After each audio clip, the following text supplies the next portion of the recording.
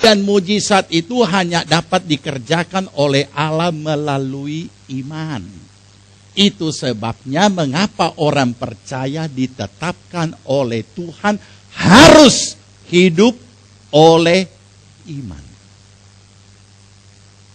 Roma 1 ayat buka 17. Itu jangan lupa, Roma 1:17, Roma 10:17 itu gandeng. Roma 1 ayat 17. Oh iya, sebab di dalamnya nyata kebenaran Allah. Perhatikan kalimatnya baik-baik. Bukan hanya oleh iman yang kita perhatikan. Perhatikan kalimatnya baik-baik. Sebab di dalamnya nyata, real, kebenaran Allah bertolak dari iman dan memimpin kepada iman. Sebab ada tertulis, orang benar akan hidup oleh iman. Banyak orang tidak mau jadi orang percaya tapi tidak mau direpotkan dengan penetapan kebenaran yang paling mendasar dalam menjalani hidup baru. Padahal Tuhan menetapkan seperti ini karena Tuhan tahu persis ada banyak realita-realita hidup kita yang tidak mampu dijawab oleh kemampuan analisa logika kita. Yaitu ketika berhadapan dengan kemustahilan. Dan saya sudah ingatkan 2 minggu yang lalu. Kehadiran kemustahilan dalam bentuk berbagai, tidak usah kita harus harapkan hadir dalam bentuk peristiwa-peristiwa malapetaka, bencana, kesulitan, kesukaran. Jangan, saudara. Jangan memilih kehadiran kemustahilan nanti. Ketika hadir sesuatu realita hidup dalam bentuk bencana, kesulitan, kesukaran, baru kemudian kita memaksa iman kita untuk percaya dan berkata, kami klaim janjimu Tuhan. Itu bikin capek, saudara. Kenapa itu harus terjadi? Karena kita tidak mau melatih diri kita setiap hari menjadi pelaku kemustahilan. Kalau kita mau melatih diri kita menjadi pelaku kemustahilan, setiap hari biasa bergaul dengan kemustahilan yang datang dalam hidup kita. Yang tidak usah dalam bentuk peristiwa dahsyat menimpa kita, menimpa kesehatan kita, menimpa usaha kita, menimpa rumah tangga kita. Maka kita kalau terbiasa bergaul dengan kemustahilan yang hadir setiap hari, kita akan menjadi pelaku dari kemustahilan itu. Dan kita sendiri akan mengalami, menikmati dan melihat, merasakan secara real betapa dahsyat yang Allah kita miliki. Dan karena kita pelaku kemustahilan, maka kemustahilan, keajaiban itu justru keluar dari diri kita lebih dulu. Ini yang Tuhan maksudkan. Melakukan pekerjaan yang lebih besar dari apa yang aku kerjakan, kata Yesus. Nah, baik saudara yang dikasihi Tuhan. Jadi Tuhan sudah menetapkan orang benar akan hidup oleh iman. Itu harga mati. Kalau kita mau merubahnya, kita memenatkan diri sendiri. Nah, apa maksud daripada menghadapi kemustahilan setiap hari dan menjadi pelaku? Sederhana. Saya sudah katakan tadi, begitu kita menjadi orang percaya, begitu kita lahir baru, kemudian mau menjalani hidup baru ini penuh dengan kemustahilan. Olehnya Tuhan menetapkan orang benar yang mau menjalani hidup baru harus hidup oleh iman. Sebab kalau dia tidak hidup oleh iman, hanya hidup dengan kemampuan logikanya, analisa ke logika, banyak yang dia tidak bisa lakukan hidupnya di dunia ini terhadap apa yang Tuhan sudah tetapkan. Kenapa? Karena hidup oleh iman diikat oleh firman. Roma 10 ayat 17. Kalau tadi Roma 1 17, sekarang Roma 10 ayat 17. Diikat oleh firman. Bukan hanya hukum logika secara manusia lahiriah, tapi ada hukum firman. Coba baca. Sudah dapat? Ya, 2, 3. Jadi iman datang dari mendengar firman. Mendengar firman, dan pendengaran mendengar firman, yaitu firman Kristus. Jadi ini. Sedangkan pada saat kita menjalani hidup baru kita, perhatikan, pada saat kita menjalani hidup baru kita diikat dengan hukum firman. Dan hukum firman ini hadir oleh karena kita hidup oleh iman. Di dalam hukum firman ini ada banyak kemustahilan secara real dalam hidup kita, termasuk yang saya sudah katakan tadi, yang tidak kita baca lagi ayatnya karena kita sudah tahu dari sejak sekolah minggu. Kasihilah musuhmu, itu baru satu. Kalau orang menampar pipi yang kiri, kasih lagi yang sebelah. Ini mustahil kan?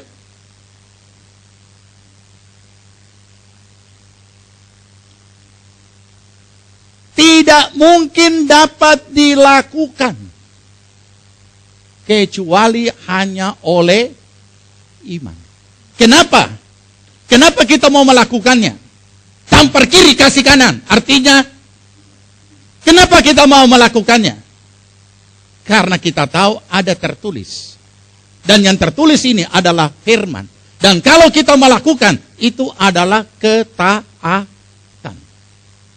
Jadi hidup oleh iman sangat sederhana, adalah mentaati ketetapan firman Tuhan secara nyata. Tidak ada alternatif pengganti. Secara konsekuen, secara konsisten, terus menerus. Itu hidup oleh iman. Kalau Tuhan katakan A, kita tidak boleh mengadakan lagi analisa ya antara A dan B. Atau boleh AB, A tambah B sama dengan AB. Bukankah begitu ilmu pengetahuan mengatakan?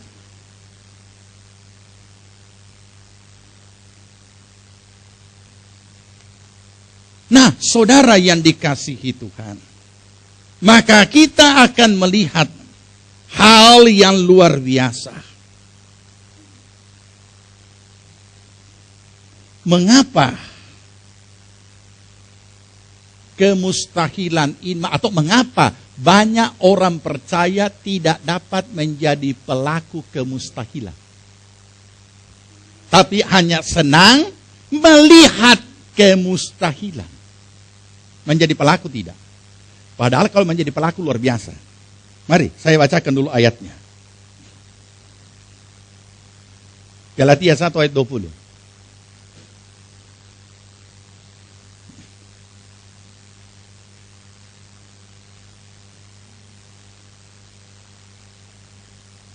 Galatia 1 ayat 20. Sesudah itu baru saya akan jelaskan kenapa ini seperti begini. Oke, baca. Sebab Galatia 1 ayat, betul? Filipi 1 ayat 20.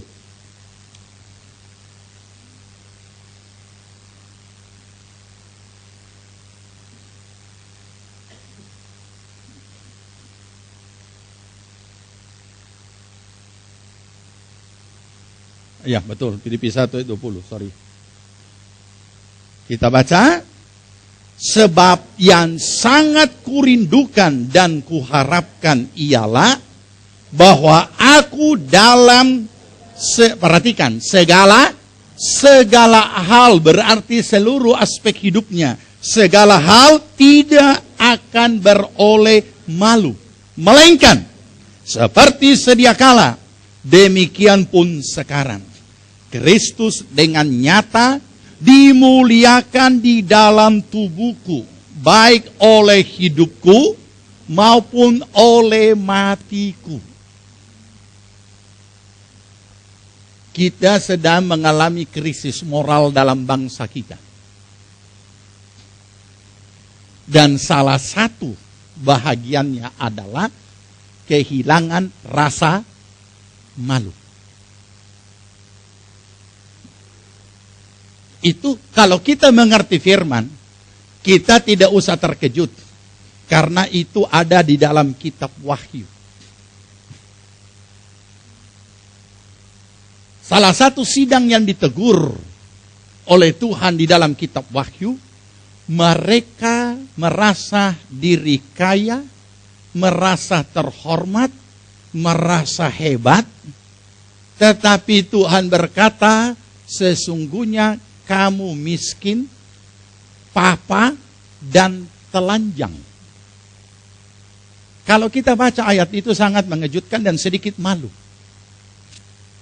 Jadi aku anjurkan kepadamu, belilah jubah putih, pakailah itu, supaya jangan nampak kemaluanmu. Itu ditulis oleh Alkitab. Kata kemaluan. Bisa saudara bayangkan? Apa yang paling kita rasa malu di dalam pada tubuh kita. Sehingga kita berpakaian. Dan ketika suatu saat kita akan mandi mungkin secara cepat dengan apa? Mungkin kita tidak mau direpotkan supaya gampang. Begitu sampai di kamar mandi langsung siram. Oke, tapi tidak ada orang yang dari kamar menyeberang ke kamar mandi telanjang bulat dan jalan santai. Tidak ada. Walaupun ada yang membenarkan, tapi ada yang tidak membenarkan. Orang ke kamar mandi melingkar handuk. Ada rumah yang membenarkan, itu masing-masing orang punya intern di dalam rumah. Ya, beda-beda. Tetapi Alkitab berkata, dan yang sangat mengejutkan bahwa apa yang Alkitab katakan justru itu yang sedang melanda bangsa kita. Orang sudah kehilangan rasa malu. Apapun perbuatannya.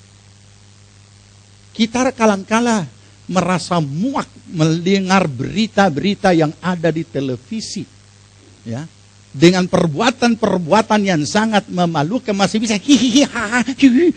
masih bisa wawancara, masih bisa. Aduh, di mana rasa malu ini? Saudara, Rasul Paulus mengingatkan kepada jemaat yang ada di Filipi. Di seluruh segala hal, di seluruh aspek hidupnya, baik dalam keadaan mati dan hidup, Kristus dimuliakan di dalam tubuhnya. Kenapa dia pakai kata tubuh? Karena cuma tubuh yang nampak. Orang tahu kita punya roh pada saat kita masih hidup, tapi orang tidak bisa lihat roh kita. Dia cuma bisa lihat, oh kita masih bergerak, masih aktif, berarti masih hidup, ya ada rohnya. Jiwa kita orang tidak bisa juga baca sebelum bergaul. Sebelum sekian lama baru tahu, oh pikirannya ini orang jahat dan lain sebagainya. Tetapi yang secara spontan dilihat adalah tubuh. Makanya dalam ya, ilmu relation, di dalam ilmu menjalin relationship selalu ditekankan di situ pandangan pertama. Melihat orang sudah menilai kita sekian persen. Itu sebabnya di setiap lowongan-lowongan kerja yang ada di iklan-iklan, nomor satu yang paling di atas selalu ditulis berpenampilan menarik. Bukan peku-peku. Bukan. Walaupun berpenampilan menarik itu bisa dibikin-bikin kan. Tetapi itu yang pertama. Itu sebabnya kenapa setiap orang diberikan satu pelatihan kepribadian. Bagaimana perempuan itu berdiri. Tidak mungkin ada perempuan berdiri lurus-lurus seperti begini. Tidak ada. Orang basinger choir begini-begini. Apalagi begini. Ataupun juga sebagai MC. Tidak ada. Tidak ada perempuan yang berdiri lurus-lurus kaki dua kecuali laki-laki. Selalu satu di sebelah. Satu di depan. Coba lihat semua di mana-mana. Apalagi berjalan. Tidak ada. Kecuali hamil. Itu dengan sendirinya alamiah. Tidak bisa disuruh berjalan langkah kucing. Tidak bisa. Nah, saudara, apa yang Paulus katakan adalah bukan mengada-ngada. Secara real ini nyata. Orang melihat diri kita, ada wujudnya namanya, orang cuma lihat tubuh kita, pendek, orangnya gemuk, tinggi dan lain sebagainya, perawakan kita dan lain sebagainya. Orang melihat, setelah melihat, mereka juga melihat di seluruh aspek, tidak memalukan Tuhan, tapi memuliakan Tuhan. Ini mustahil. Apalagi dengan filosofi, belum ada yang manusia yang sempurna. Saya memang agak hati-hati menyusun materi yang akan datang itu. Nanti dipikir, nanti jadi cemoohan. Bukan, berarti orang GPPS jemaat sempurna. Terlalu darah. Nah, nanti repot lagi. Apalagi kalau orang-orang Kristen sudah mulai mengetahui sesuatu, kadang-kadang dia bukan memakai untuk dirinya lebih baik lagi, dia menghakimi orang. Belum sempurna anak kita, orang sudah. Nah, repot lagi. Nanti dipakai lagi senjata. Katanya sudah sempurna. Nah, baik, kita lihat sekarang.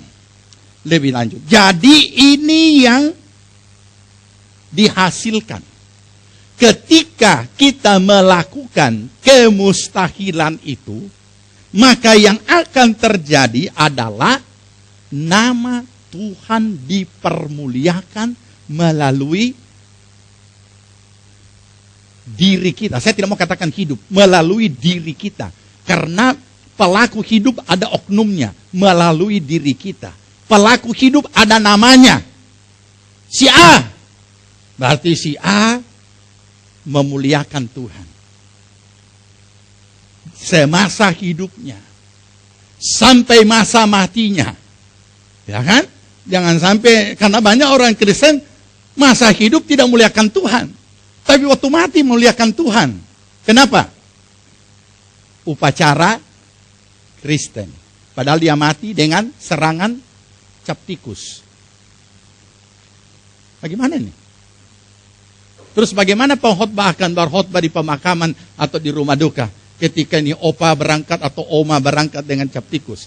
Atau oma tak kancing di meja judi. Karena di daerah kita ini paling banyak. Yang jago judi itu oma-oma. Iya, di daerah kita saya juga jadi heran. 74 saya masuk di Palu, terkejut saya. Yang jago-jago judi perempuan. Hebat, dan oma-oma lagi. II. Nah, jadi saudara, di seluruh segala hal tidak akan beroleh malu. Nah, bagaimana mencapai ini? Kalau Tuhan menghendaki kita menjadi pelaku kemustahilan, karena Dia sudah berikan kita iman. Karena hanya iman yang dapat menjawab dan menghadirkan mujizat. Jadi berarti setiap orang percaya dalam hidupnya bisa menjadi pelaku mujizat. Pencipta mujizat oleh imannya. Tetapi kenapa ini selalu gagal?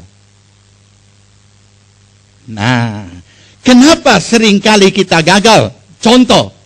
Mungkinkah kita bisa memberi makan kepada musuh yang lapar? Tidak mungkin. Kata logika kita.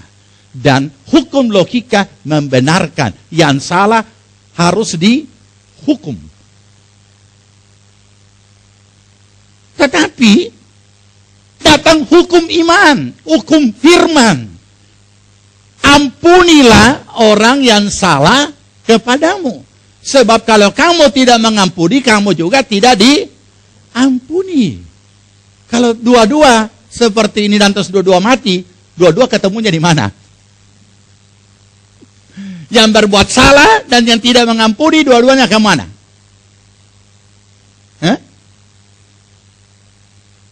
Neraka. Baku dapat orang. Tapi jangan kira saudara bisa baskeden di neraka. Di sana semua adalah kertak dan tangisan. Jadi bagaimana kita bisa melakukan ini? Bagaimana kita bisa melakukan hukum firman dari iman kita, sedangkan hukum logika kita secara alamiah yang terpatri, menyatu dengan hidup kita secara jasmani ini, tidak dapat melakukan. Nah, disinilah letak peranan Roh Kudus.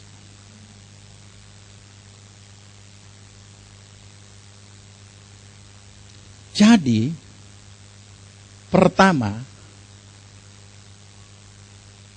ketika kita bertemu dengan kemustahilan, di situ kita menyadari kita tidak bisa melakukannya karena hukum logika kita tidak bisa menerimanya. Kalau kita sudah menyadari ini, tidak boleh kita biarkan. Kalau kita biarkan, hukum firman tetap kita tidak akan lakukan. Kita mau lakukan, tidak mampu. Nah, bukalah Roma pasal 8. Kalau tidak mampu, mengapa Tuhan harus memerintahkan? Mengapa Tuhan juga menjanjikan? Roma pasal 8. Roma pasal 8. Ayat 26 dan ayat 27. Sudah ada? Sudah dapat kita baca. 26. Demikian juga Roh huruf besar membantu kita dalam kelemahan kita. Sebab kita tidak tahu bagaimana sebenarnya harus berdoa. Tetapi Roh sendiri berdoa untuk kita kepada Allah dengan keluhan-keluhan yang tidak terucapkan. Terus, dan Allah yang menyelidiki hati nurani mengetahui maksud Roh itu, yaitu bahwa Ia sesuai dengan kehendak Allah berdoa untuk orang-orang kudus. Jadi kalau kita baca dengan cermat ayat itu, maka kita harus menanggalkan filosofi yang mengatakan belum ada manusia yang sempurna. Karena Tuhan sudah berikan jalan keluar. Apa yang membuat manusia belum sempurna? Karena kelemahan-kelemahannya. Tapi ada jaminan. Demikianlah Roh Kudus menolong, membantu kita dalam kelemahan. Tapi itu nanti, satu saat itu materi khusus. Tapi saya hanya ingin mengingatkan, ada jalan keluar yang Tuhan berikan ketika hukum logika kita mengatakan tidak. Mana bisa? Kita disuruh doakanlah musuhmu. Kita doakan, tapi doa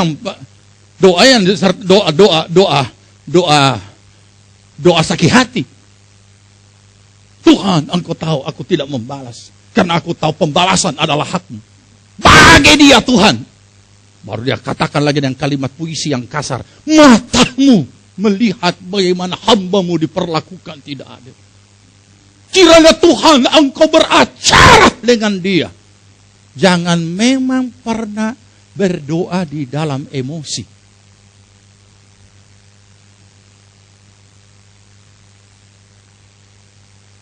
Iblis saja berperang pakai etika, terus kita berdoa pakai emosi.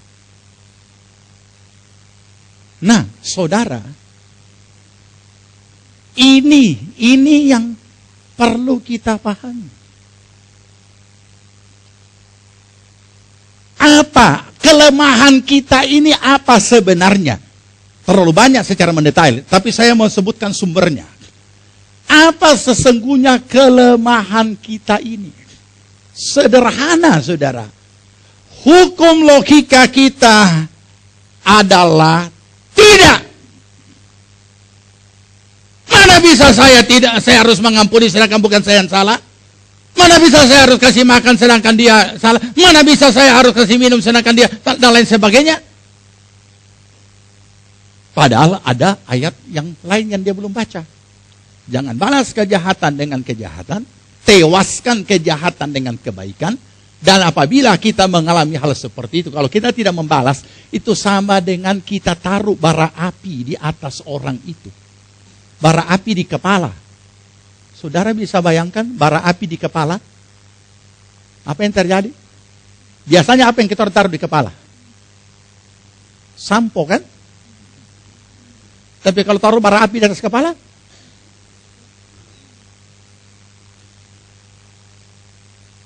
Nanti satu saat itu saya jelaskan. Saya cuma mau mengingatkan saudara. Saudara pernah mengalami bagaimana bara api di atas kepala? Ada banyak orang yang mengalami itu dalam hidupnya. Jadi tidak usah kita. Jadi itu kebenaran firman. Ketika Tuhan ketika Tuhan beracara, Tuhan sendiri tahu kapan waktunya. Tuhan sendiri tahu bahwa kalau kita melakukan firman terhadap yang seperti ini, maka Tuhan melakukan taruh bara api di atas. Ini lebih dari depresi, saudara. Sakit kepala saja sedikit sudah setengah mati. Sakit gigi sedikit setengah mati. Apalagi kalau taruh bara api, saudara bisa lihat itu kalau diperagakan bagaimana.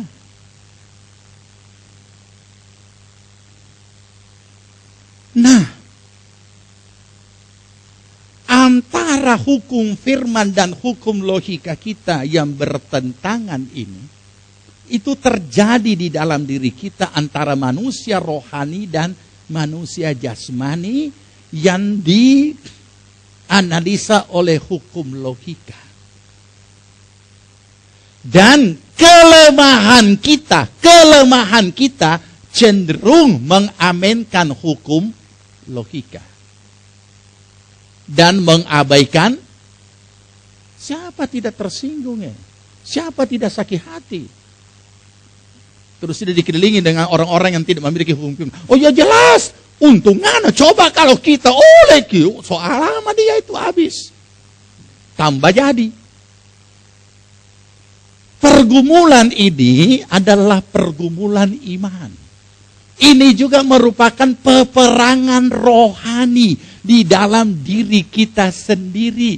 Ada banyak orang mengadakan peperangan rohani di luar, tapi di dalam dirinya dia tidak tahu bahwa ini adalah peperangan rohani antara ketaatan kepada hukum firman dan ketaatan kepada hukum manusia. Banyak orang berperang lawan roh jahat, tapi dia tidak bisa melawan roh manusianya sendiri. Ini yang seringkali kebobolan, saudara. Kita harus terlatih dulu melawan roh manusia kita, manusia daging ini. Ya. Kalau kita terlatih melawan manusia daging ini, tidak ada apa-apanya dengan roh jahat. Mari kita lihat. Nah, pergumulan ini dikatakan oleh Paulus. Ini saya harus hati-hati menjelaskan ya, karena kaum laki-laki tidak bisa paham ini. Ya, minta maaf. Ya, berbahagialah kaum perempuan. 2 Korintus 4. 2 Korintus 4.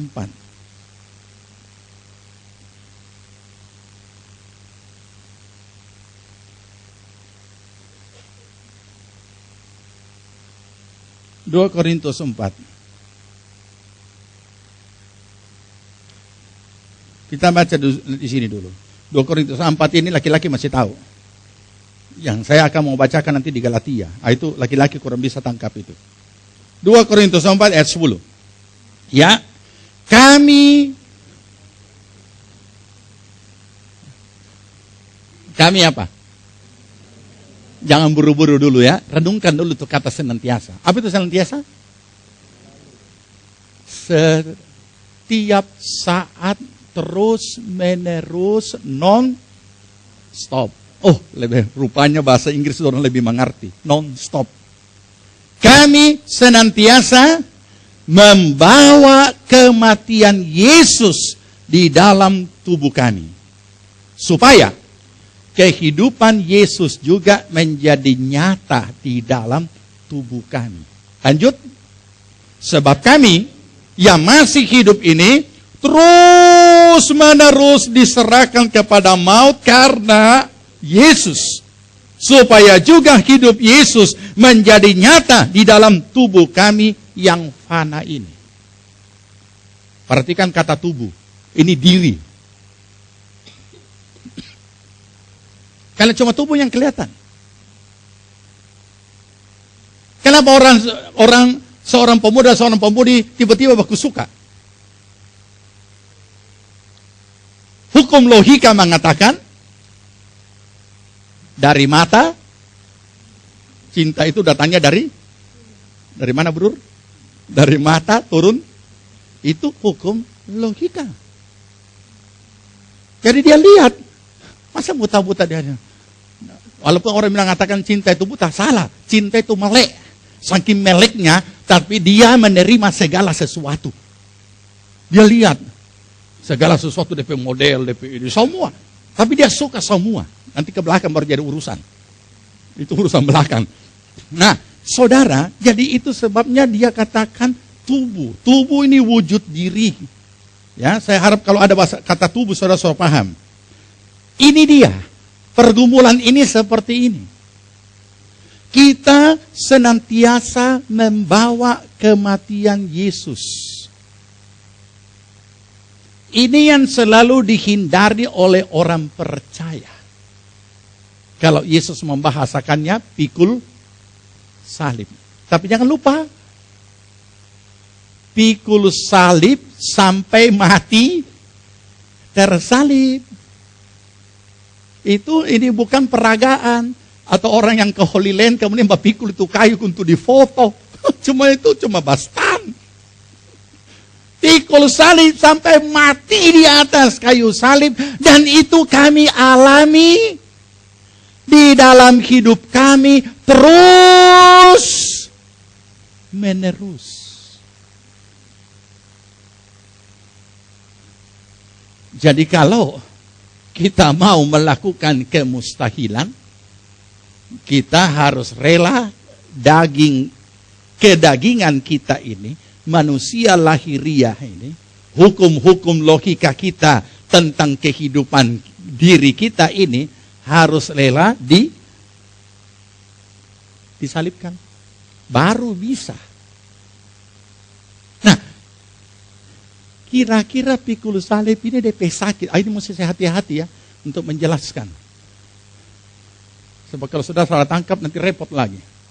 Oke, saya jelaskan saja dengan cara yang paling sederhana. Baca dulu ayatnya, Galatia. Ini yang saya katakan, laki-laki tidak ngerti nih, Galatia. Termasuk saya. Galatia 4 ayat 19. Hanya perempuan yang ibu-ibu. Perempuan biasa juga tidak ngerti. Hanya ibu-ibu yang ngerti. Nanti ibu-ibu tolong jelaskan sama itu laki di rumah. Jangan di sini, kalau di sini jelaskan rame nih kebaktian. Nanti jadi sidang Korintus lagi. Perempuan-perempuannya beribut di kebaktian. Sudah dapat? Galatia 4 ayat 19. Sudah? Ya. Hai anak-anakku, karena kamu, aku menderita sakit bersalin lagi, sampai rupa Kristus menjadi nyata di dalam kamu. Jangan tanya juga ibu-ibu yang dioperasi, dia tidak tahu. Ibu-ibu yang melahirkan dengan cara operasi tidak usah ditanya, dia tidak tahu, dia tidak pernah rasakan. Nah, ibu-ibu yang pernah melahirkan secara normal, cerita itu sama laki dan cerita sama itu anak-anak. Bagaimana dia punya sakit. Ini kita bicara secara orang dewasa. Tapi setelah persalinan itu selesai dan anak itu keluar dan dia mulai menangis, wah! Apa yang ada dalam hati ibu itu? Dia lupa dia punya sakit. Perhatikan kalimat ini, saudara. Ini luar biasa. Dan kalau ada contoh seperti ini, yang firman Allah katakan, itu sangat nyata bahwa Tuhan tahu kita bisa lakukan kalau kita mau. Manusia daging ini untuk melakukan kemustahilan, untuk melakukan firman yang kata hukum logika kita tidak bisa, sesungguhnya bisa asalkan kita mau salibkan. Dan memang sakitnya daging itu dikatakan seperti orang yang bersalin. Saudara tahu bagaimana sakitnya itu Paulus menghadapi jemaat Galatia? Kenapa? Karena jemaat Galatia yang begitu rupa kepada Tuhan rohani yang begitu luar biasa, tiba-tiba jadi rusak oleh karena kembali kepada Taurat. Sampai Paulus berkata, aku kehabisan akal. Kalau boleh aku datang kepadamu sekali lagi dengan suara yang lain. Terakhir dia katakan, aku mengalami sakit bersalin lagi supaya rupa Kristus nyata. Nah, ini yang seringkali tidak mau kita alami. Tetapi mana lebih mulia ketika kita mengalami sakit bersalin supaya rupa Kristus nampak dalam hidup kita, daripada sebagai satu kemustahilan, daripada kemustahilan itu harus hadir dalam bentuk peristiwa, malapetaka, musibah, dan lain sebagainya. Yang mana kita pilih? Kita tentu tidak mau memilih, terjadi sesuatu dalam keluarga kita, terjadi sesuatu dalam usaha kita, terjadi sesuatu dengan kesehatan kita, terjadi sesuatu yang tidak bisa lagi ditangani secara manusia. Tentu kita tidak mau.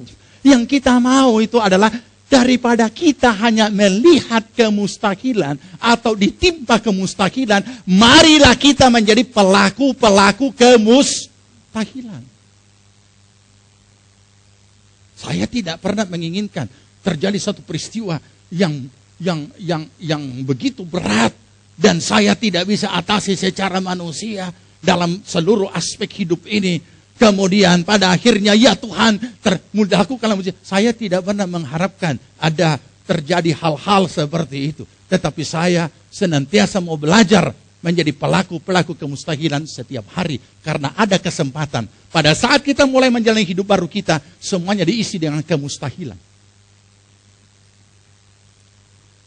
Kita tidak memanatkan iman kita juga untuk hal-hal yang seharusnya tidak perlu membuat iman kita menjadi penat, tetapi iman kita bisa menjadi pencipta dan menghadirkan kemustahilan. Kemudian Yesus dimuliakan. Kenapa? Kemuliaan Allah ada dalam diri kita. Maka terjadilah. Tidak ada yang mustahil bagi Allah, tidak ada yang mustahil bagi orang percaya. Maka kita pun memahami, luar biasa. Kristus dimuliakan. Orang berkata, aduh, kalau kita tidak mampu itu. Heran ya, heran. Kok dia bisa? Dan ketika itu terjadi, saudara, bukan karena kita. Ada penolong yang Tuhan utus. Siapa? Roh Kudus. Roh Kudus membantu kita di dalam kelemahan. Dan Roh Kudus, kata Yohanes pasal 14 dan juga di pasal 16, Roh Kudus mengingatkan kita kepada firman yang sudah kita dengar atau yang sudah diajarkan kepada kita. Ada penolong, dan penolong itu adalah Roh Kudus. Di saat kita menderita secara daging menjalani firman, adalah penderitaan yang penuh kemuliaan. Karena kita juga turut mengalami kematian Kristus. Jadi mari saudara, kita dengan tetap tekun menjalani hidup kita di dalam iman.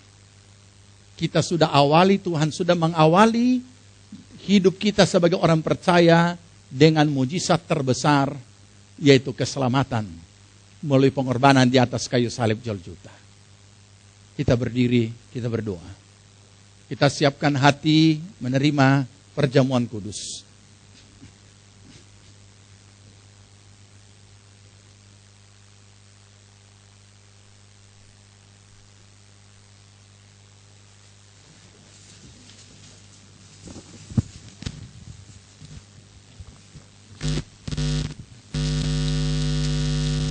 Kita nyanyikan pujian karya terbesar dalam hidup. Iya.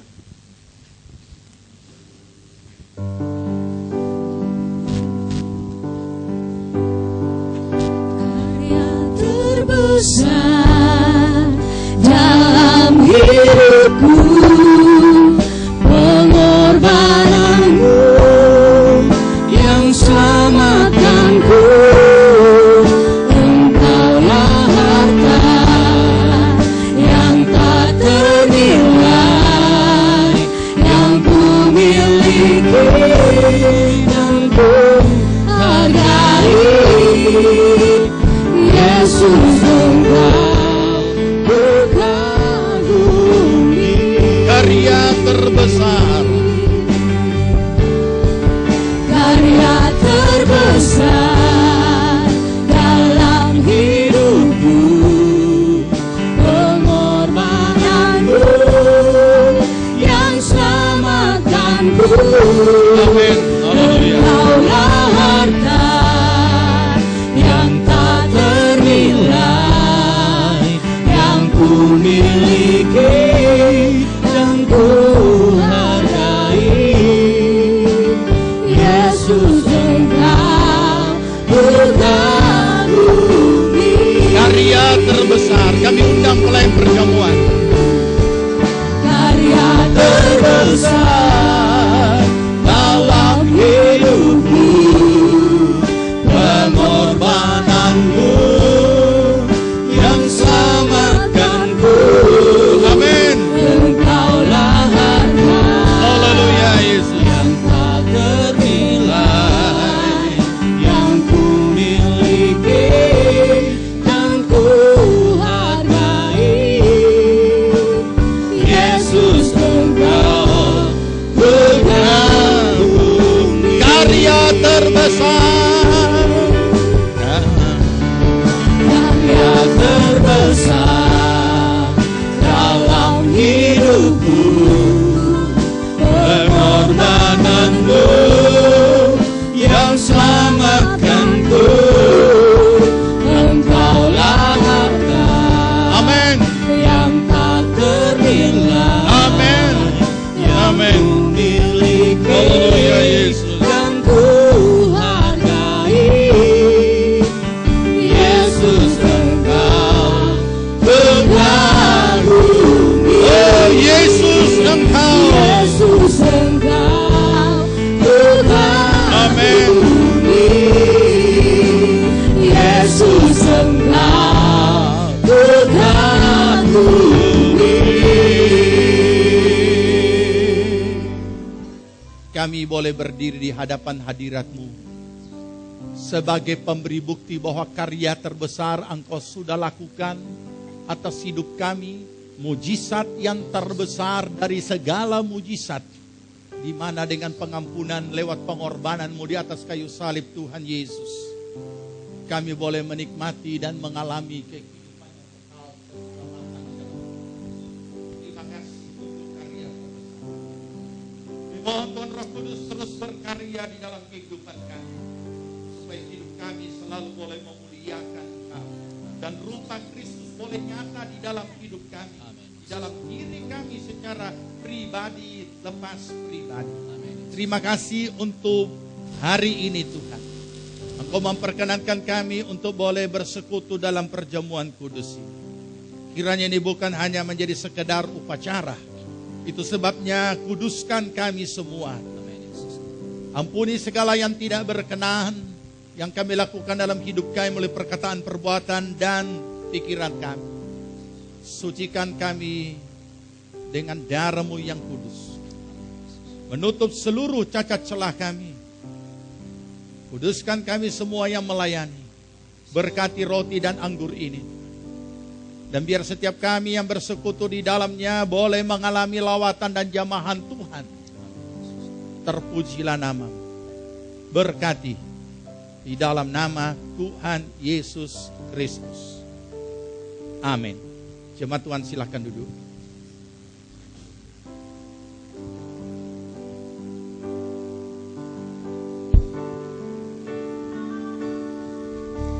Kasih yang terindah,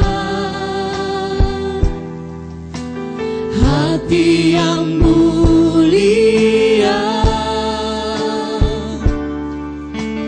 hanya ku temukan di jalanmu, Yesusku. Pujian dari hatiku selalu di setiap waktuku, tiada pernah berubah kasih-Mu. Karya terbesar dalam hidupku, pengorbananmu yang selamatkanku. Engkaulah harta yang tak ternilai, yang ku miliki dan ku hargai. Yesus, Engkau ku kagumi.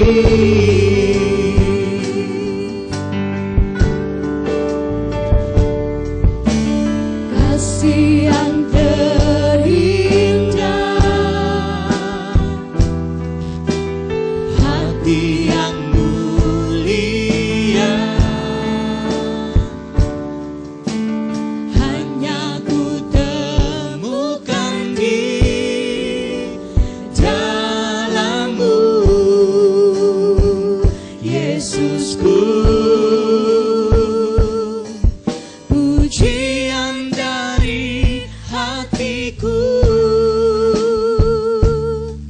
selalu di setiap waktuku,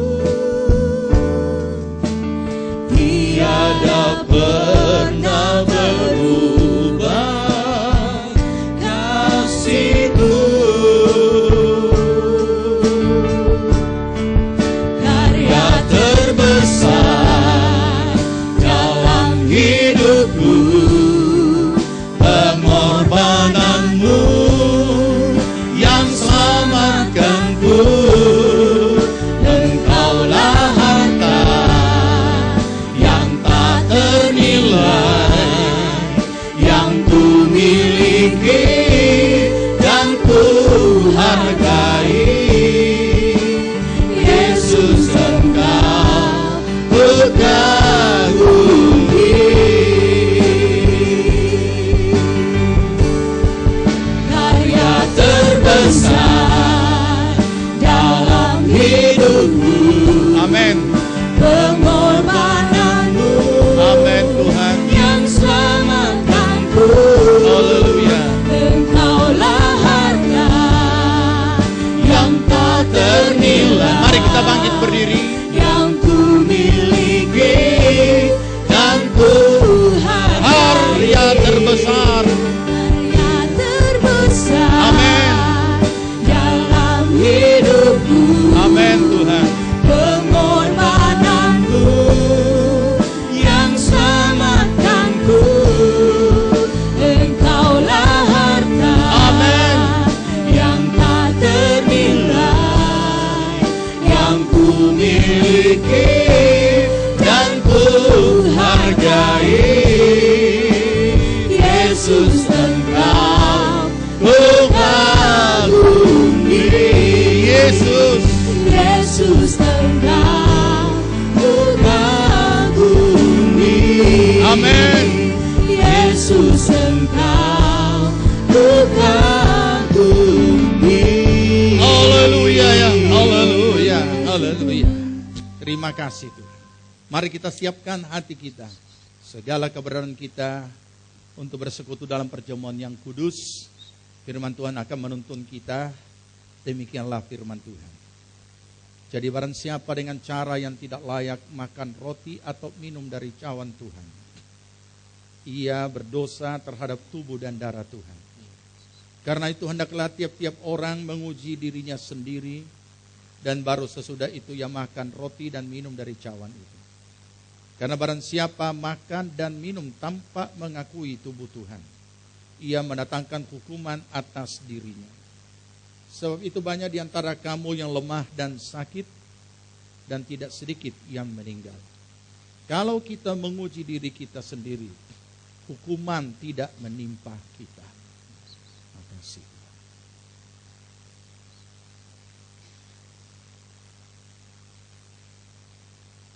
Jika saudara telah siap, angkat roti di hadapan hadirat Tuhan.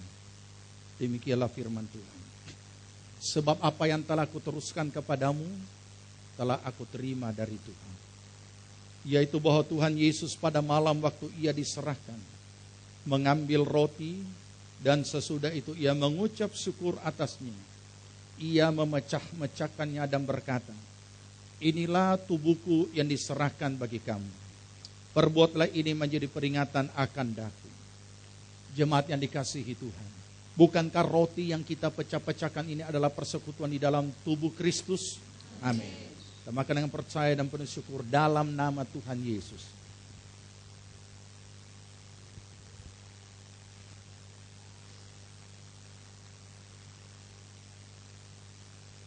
Kita angkat cawan ke atas. Demikianlah juga yang mengambil cawan sesudah makan lalu berkata, cawan ini adalah perjanjian baru yang dimeteraikan oleh darahku. Perbuatlah ini setiap kali kamu meminumnya menjadi peringatan akan daku. Sebab setiap kali kamu makan roti ini dan minum dari cawan ini, kamu memberitakan kematian Tuhan Yesus sampai ia datang kembali.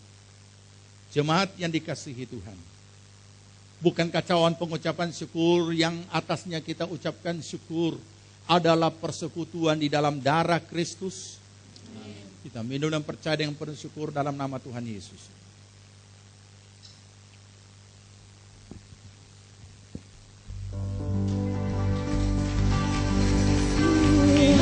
Haleluya.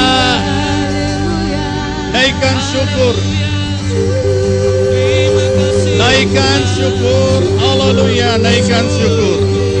Naikkan syukur. Haleluya. Amin. Amin. Haleluya. Haleluya. Yesus.